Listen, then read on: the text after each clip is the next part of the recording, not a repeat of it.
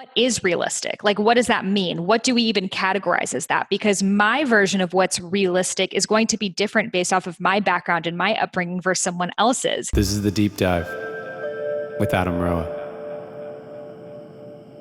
So when someone tells us to be realistic, there's no actual tangible thing of what that looks like. You know, if you're born in a family of poets, what you believe to be realistic is very different than if I grew up in a family of engineers. So I think if we really look that realism, whatever, doesn't actually exist. And it's up to us to define what that is. You know, right now in our community of people living their dharmas to the fullest extent, our realistic is very, very different from other people. We're like, wait, they didn't have like a 6-figure launch.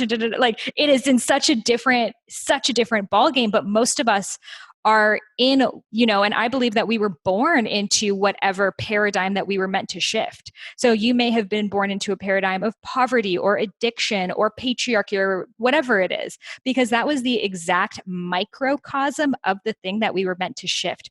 We were supposed to live so deeply inside it to understand, you know, the nuances of addiction or anger or whatever else it is, to break free from that paradigm for ourselves and for the entire lineage moving forward.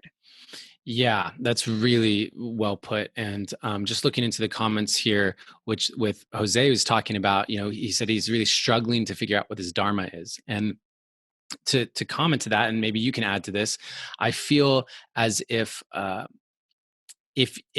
you have attached struggle to dharma, I think that in itself is an indication of the lens through which you're perceiving it that actually gets to shift, because the dharma is about what's the thing that lights you up.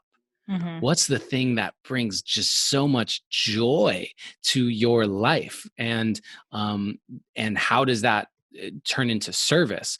But I would suggest not making it a struggle to figure out. And I don't know where that stems from, this idea that we need to know what our purpose is, what our dharma is.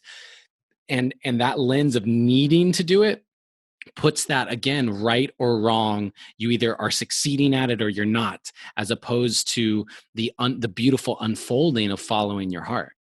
Well, I think, you know, when you don't, it's like you get dropped off at a party, you have no idea why you're there. You're like, why am I here? You know, it's so natural for us to want to know our purpose, because as humans, we have always been goal oriented. We have always had a civilization to build, or pyramids, or this or that.